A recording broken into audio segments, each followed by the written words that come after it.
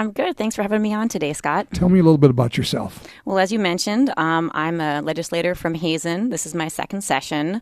I'm a mom of 4 sons, and my husband is a coal miner. I sit on the Education Committee. That's my A committee. So we meet Monday, Tuesday, and Wednesday. And then on Thursday and Friday, I'm actually the vice chair of the Energy and Natural Resource Committee. So you got a busy portfolio for a second-term legislator. Yes, very, very busy. I love the committees that I'm on, and we do a lot of important work on both of those committees. You're also one of the founders of Faces for Coal. Faces of Coal, what a great organization for folks that are not familiar with what you did there. Tell us. Sure. Well, Faces of North Dakota Coal is a grassroots advocacy group. Me and my dear friend Mark Pierce co-founded that organization. And I think it's been 6 years now. And it was founded kind of upon the heels of the announcement that Great River Energy wanted to close Coal Creek Station. And, you see the media, and over the years, they've sort of portrayed the people working in the coal industry, kind of demonized them to a certain extent. And as I mentioned, my husband's a coal miner. My dad was a coal miner. My brother was a coal miner. And so I have deep ties to the industry. But most of my family and friends and neighbors also work in the coal industry in some way, shape, or form. And those people are the ones that do shift work, and they work on Christmas and Thanksgiving to make sure that we have power to keep our homes warm. This is an industry that is under unprecedented attack. I don't know if you could find a single industry that has had a bigger target on its back than the coal industry has. And I know that in North Dakota we get it, but obviously the forces from outside are the biggest challenge. What kinds of things are front burner this session in helping coal through that battle? It's really exciting to see President Trump in office, and then obviously the former governor, Doug Burgum, as a Secretary of the Interior. I think, we're going to be seeing some great changes in federal policy that will help at the state level. But in the legislature this session, there are some different bills that are coming through.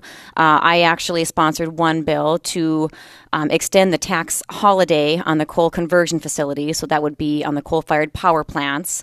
And the bill, it would eliminate the coal conversion tax at the state level. The locals would not be impacted, so the counties, the cities, they wouldn't be impacted at all. They would still be funded.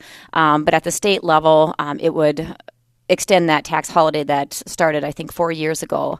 And the rationale behind that bill was essentially to let those coal conversion facilities implement some cleaner coal technologies. And of course, they're already doing things in a great manner, but we can't necessarily control the different rules that come from the EPA.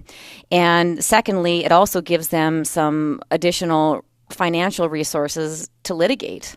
The last couple of years, it seems like the federal government was just throwing different rules down the pipeline that they would have to adhere to. And even though they might realize at the EPA that it's unconstitutional, they kind of win in a way because it's caught up in the courts. And the Basin Electrics, the Otter Tails, they have to start to adapt to those rules in the meantime.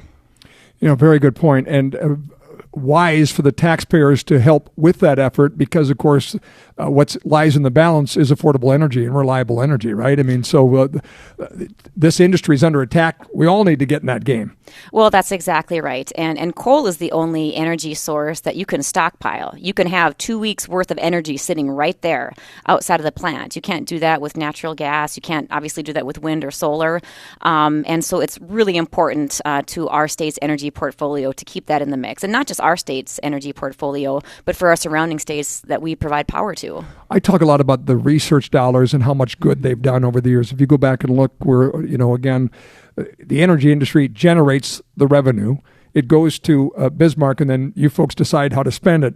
And a sliver of that comes off and goes back into research to continue to do what they've been doing. So it makes sense. Are there any research asks on behalf of coal this session? Well, I don't know if people really understand what a fantastic job the EERC and the University of North Dakota, those research facilities, what they do for our state. Whether it comes to critical and the rare earths and carbon capture technologies and looking into that, I guess my ask is that we fund the Industrial Commission budget as much as what they're asking for. Yeah, no, makes sense because that ROI is pretty incredible, isn't it? Yes, it is. Anything else you want to tell us?